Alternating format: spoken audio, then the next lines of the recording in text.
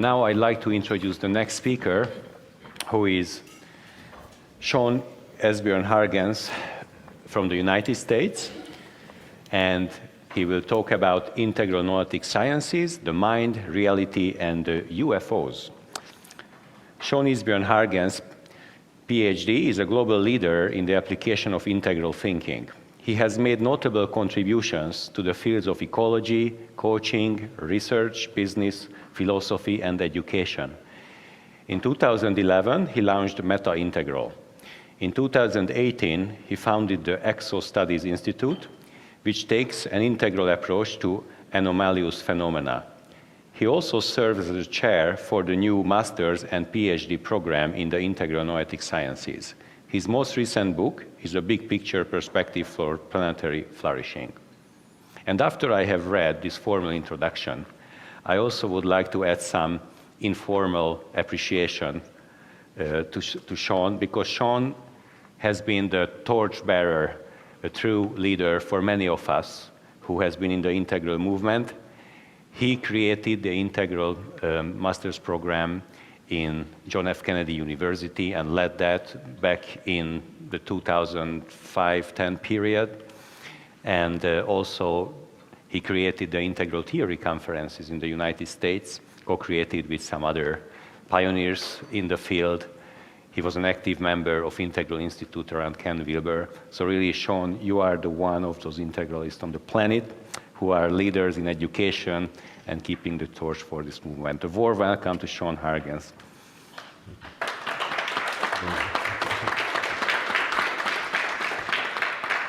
Hello. Hey, Vince, great to be here. Wow, what an amazing collection of speakers and workshops you and your team have put together. I'm totally impressed. And as you just mentioned, having done the conferences in the US, I know what goes into creating an event like this, and you've really outdone yourself. This is totally amazing. It's without a doubt, and a real hats off to you that the Integral European Conference is by far the most important event in the integral world. And so I'm just really glad to see how this has grown and developed over the years. So well done. Thank you, Sean. And let me ask you, many of us know you as kind of an academic person working in a rigorous academic environment and trying to kind of bring integral into that environment. And for a couple of years, your main topic is the UFOs. So many wonder, what happened to Sean? Right, yes. Right, so can you tell us a little bit of your personal experience, how you shifted to that topic? Yeah, absolutely. Some of you might be aware that Tom Curran and I put together a website called What's Up with UFOs that we launched a couple years ago as a place for people to learn more about the topic. And you're right, a lot of people were not wondering what's up with UFOs, they were wondering what's up with Sean. So, it's a long story, and I'll share more in the kind of presentation and Q&A session later today for those who want to attend that.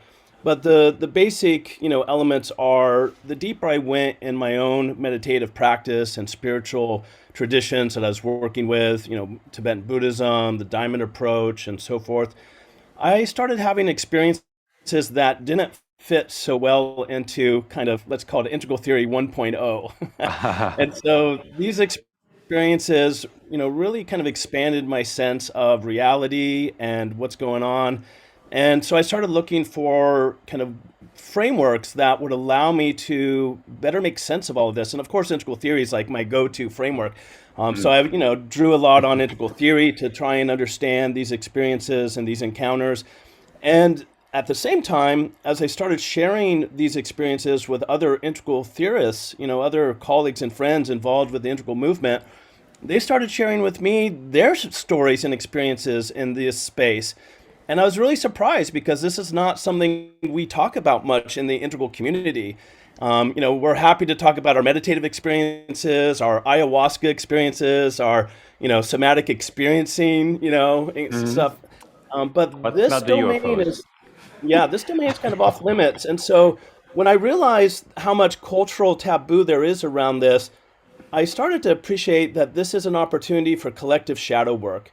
And so I thought, all right, let's dive into this and explore and see what happens. And so here I am. All right. Thank you, Sean. So take it away. All right, awesome. I'm gonna share my Sonnet. screen. So I'm gonna focus in this, half-hour keynote on the Integral Noetic Sciences program at the California Institute for Human Science, and then later today in the other time slot, I'll be talking more about the mind, reality, and UFOs. They're related, so they kind of come together. But so let me just dive in. Here I am with my family, just to give a little personal context. We moved from California to Maine about a year ago, in part as a result of COVID. And so I'm really loving being on the East Coast, which I never thought I would live here, but it's so beautiful. I'm doing a lot of outdoor activities and haven't seen a UFO here yet, though, so waiting for that to happen. Let me start by just saying a little bit about integral education, give a little context. Many of you know that this is an area I've been applying integral theory to, for 2 decades. Oh my gosh, 20 years. All the way back to when I was doing my own PhD, at the California Institute for Integral Studies. Very interested in like what does an integral education look like? What do integral programs look like? A couple of ways to think about what do we mean by integral education. It's the best of traditional, alternative, and innovative schools, right? So, the whole integral view of trying to bring in the best approaches from lots of different types of educational systems. And it includes the transformation of not just the students, which is often the focus of education, but also the transformation of the staff and the teachers, and the administration together, so that you're creating a transformative context for everyone who's involved with the educational process. There are a number of books that have been produced around this. The one on the left here, I co-edited with my colleagues, Oleg and Jonathan, and Willow Diaz, some of you know, and Jennifer Gidley's book is amazing. And in these books, there are always these little frameworks. And, the one on the left I created, the one on the right Jennifer created. And I'll point out a couple more. And I'm not going to go into the details here. And these slides will be uploaded so that folks can, look at them more closely later when we have more time. But what's interesting for me as like an architect of integral systems is, on the left you have 4 quadrants and 3 levels. And on the right, you have kind of, 4 domains and then 3 distinctions within each domain. So you're dealing with a 4x3 approach in each case. And the other examples I'll give in a moment also illustrate this. And I'll say more about that in a second. Here are a couple more books, Edgar Morin, Pierre Weil, so forth. So there's a lot out there on integral education. And here's 2 more of those models. And again, you basically see this 3x4 matrix that are used to try and include as many elements as possible.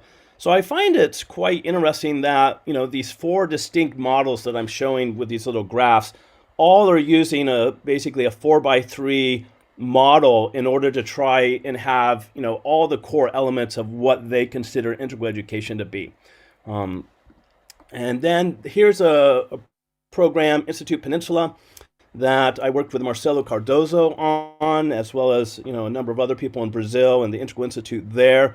And we created a online training platform for public school teachers that includes 4 quadrants and 4 levels. So this would be a 4x4 matrix. So, a little more complex than the other examples I just gave. And here it's in Brazilian Portuguese, but you basically have, body, emotions, mind, and purpose as the 4 levels in each of the 4 quadrants. And I was just checking with Marcelo. It turns out he's he's online with me here.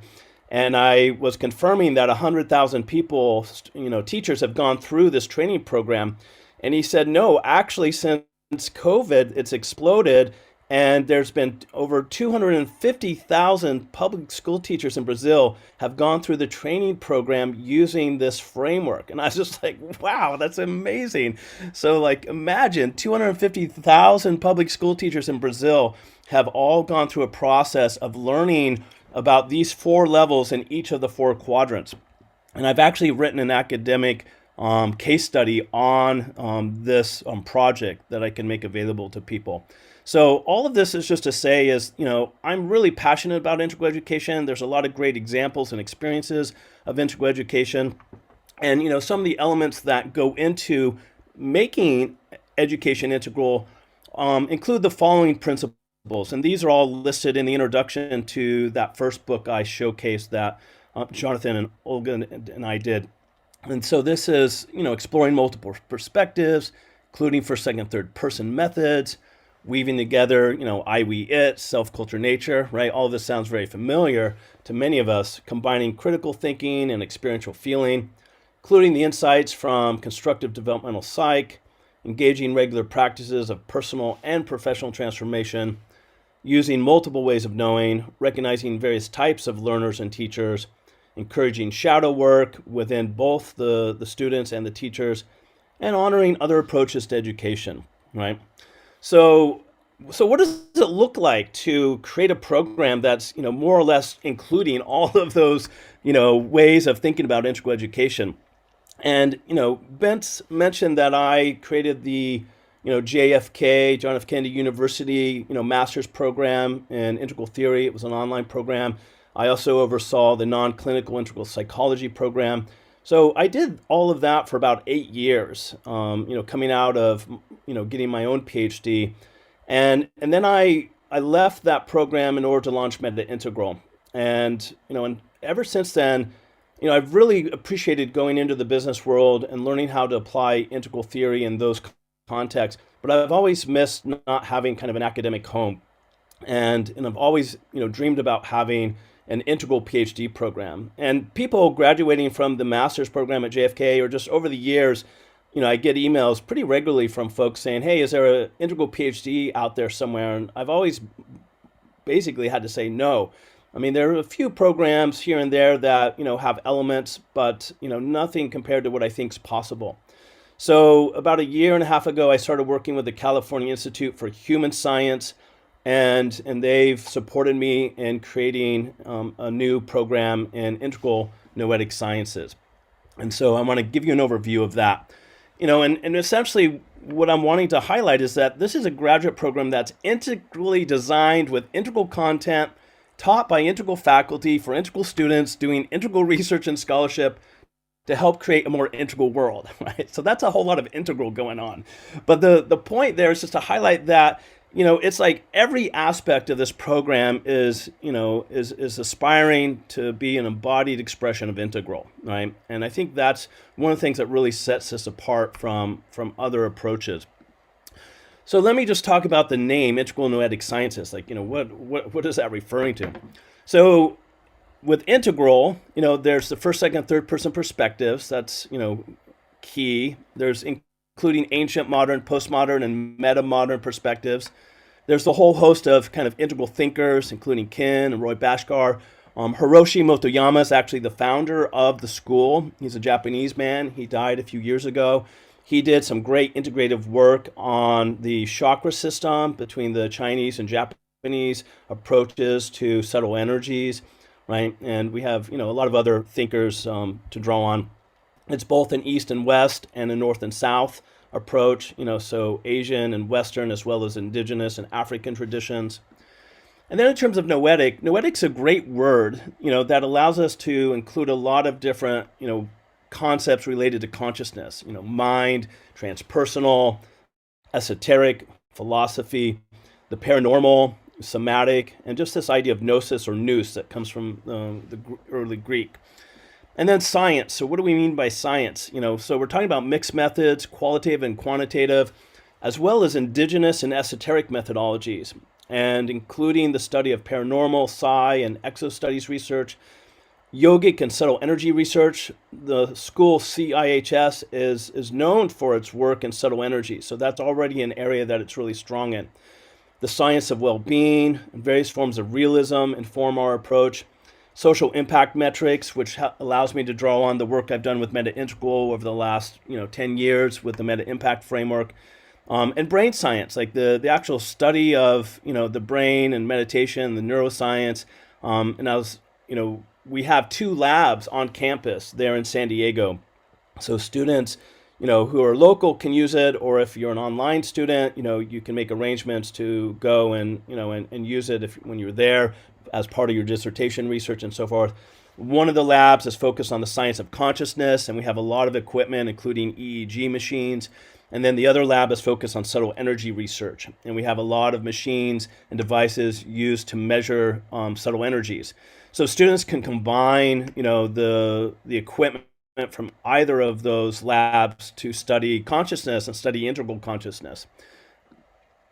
The aim of the program, and this is kind of where the meat of it is, include these 5 areas. So we're really wanting to work at the intellectual intersection of science, consciousness, embodiment, and what I just like to call weirdness.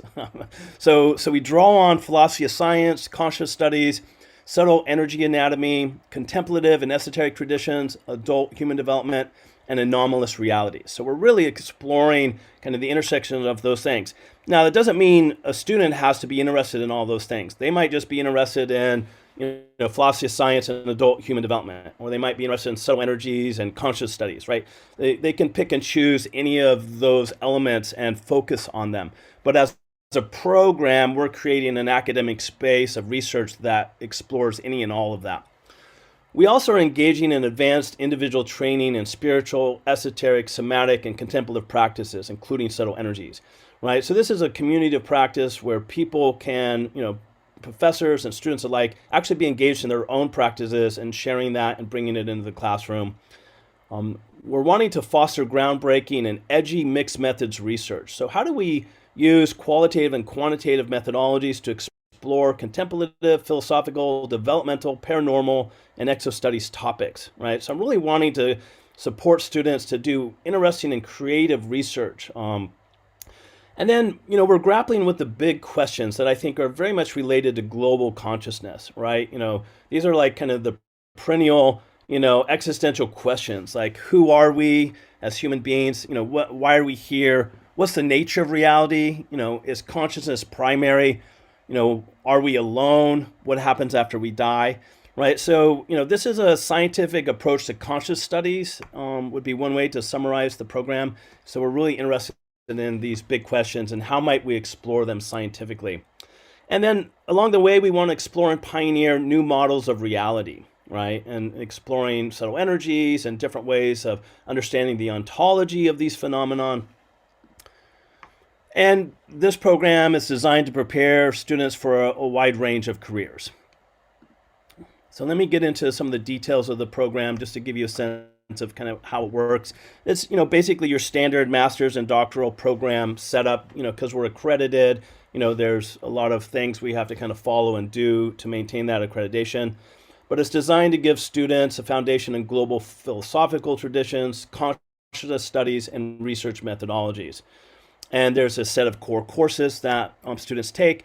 And then students can choose a program design concentration and draw on elective courses from the other 2 programs at the university. And let me just make a note. So there's 3 programs at the university, the California Institute for Human Science. There's an integral health program, which kind of focuses on the body. There's a psychology program, focuses on the mind. And then the integral noetic sciences program focuses on kind of the consciousness or spirit. So it's really a body, mind, spirit university, right? With a MA and doctoral program designed for each of them. And students are able to take courses across all 3 of those programs by and large. So there's a lot of crossover between the programs in that sense. And then the last step is to do the capstone thesis or a dissertation project if you're in the PhD program. There are 2 program design concentrations, one in anomalous studies and one in wisdom design. Students don't have to do either of these. There are just options there for those who do. Students can also design their own concentration in collaboration with me, the program director. The anomalous studies focus is designed to prepare graduate students to research the transformative potential of people's extraordinary anomalous experiences, right? So there's a wide range of anomalous experiences we make room for, and we're interested in like, how do people integrate those experiences? How do people transform as a result of having them, right? And then we want to scientifically investigate that those anomalous realities through mixed methods, and looking at the relationship between consciousness and subtle energies as two kind of primary, starting points. And then to explore the philosophical and ontological implications of all of this. Like, wow, what does this tell us about the nature of reality? What does this tell us about the nature of mind or consciousness? The wisdom design concentration, is quite different, and it's more kind of what Meta-Integral has been doing, for the last 10 years, which is designing systems informed by, a social impact framework that includes multiple forms of value or capital. And then, how do we serve the whole person and the whole system? How do we include, well-being economics, multi-capital social impact and wellness design, right? And, so how does our understanding of consciousness or subtle energies inform how we might create companies or organizations or design leadership initiatives or, community projects? And so this is really to help students become integral designers in various ways. And then, there's the standard kind of requirements and breakdown of courses. There's a lot of overlap between the MA and the PhD program. And so if you do the MA, you end up doing a lot of the courses that are required for the PhD. And so then when you go on to do the PhD, you have less courses you need to do. So they kind of transcend and include each other in that sense. And there are a variety of elective course topics, focused on the major religions, indigenous traditions, esoteric schools, obviously the science of consciousness, philosophy of mind, anomalous phenomenon experiences, integrative meta theory, for students who are really looking for courses to go deeper in comparing and contrasting different integral models and maps and methodologies. We're going to be diving into that. Design theory, the design of wisdom systems, models of adult development, transformation, integration. I mean, I'm excited because I want students, and there's some who are expressing interest in this, to study the neurological correlates of the different levels of development, right? And so this is something we can do with our lab. We have the EEG machine. People can do the sentence completion test or the Lectica assessment, find out where people are at in those levels of development, or, Terry-O'Fallon system, and then look at the neurological correlates and the EEG readouts, right? So there's really an opportunity to do a level of kind of scientific investigation into integral consciousness that just hasn't been done yet. So philosophy of science, somatics, and well-being, right? So there's a lot of, potential and excitement around the types of elective courses we're going to be offering. So this is my kind of wrap-up slide, I believe. It's, so why is this integral MA PhD so exciting, right? So here's my sense of why I'm so excited about this. It furthers the field of integral theory, in terms of academic legitimacy, and it builds on the work I was able to do at JFK and Fielding Graduate University in Santa Barbara, where we used to have an integral certificate for many years. It gives students a chance to become scholar practitioners in integral topics, right? And there aren't a lot of places they can do that. It produces groundbreaking mixed methods research on integral consciousness. I was just giving some examples of that. It makes integral theory more visible among other researchers and academics. It can serve as a model for other examples of integral education. It builds on the success of the prior program. We just mentioned that. It gives students who have an MA the ability to go on and for the first time get a PhD, with an integral theory informed doctoral program. And the degree is actually extremely affordable. It's, at least half the cost of the same kind of degree at the California Institute for Integral Studies. And there's a number of reasons why we're able to do that. In large part, because we're not tuition driven, right? And we have financial resources and support to be able to offer a really affordable degree for people. I talked about the 2 scientific labs. None of the other, kind of holistic, transpersonal, integral, graduate programs out there have these kinds of labs in place. So I think this is a really exciting, differential with what we're doing here. And there's already at least around 10 integralists who have applied to the program. And so over the, summer and starting the fall and next year, we have a lot of incoming, new students at the MA and PhD level. And it's going to be an exciting place to be in terms of those who are really wanting to get a MA or PhD in an integral domain. And, it's the only degree in the world, as far as I can tell, that focuses on integral science, integrative meta theory, wisdom economies and integral impact, as well as, my new favorite topic, anomalous studies, including UFOs. Right? And for those of you who are wanting to dive more into, the UFO integral theory intersection, I'll be going into that, later today, so you can join me for that. And as I see it, UFOs are like the ultimate integral application, right? It brings up so many interesting issues and challenges and opportunities. And it's really, pushed me to my limit as an integral applicator, person who applies integral theory. I've applied it in, coaching and education and ecology, but, applying it to UFOs has been like a whole nother category of challenge and complexity and insight. So with that, I am done. So I think we have a few minutes. So happy to take questions or just hand the time off to the next presenter because I know you guys have a packed day. So thank you all for being here with me.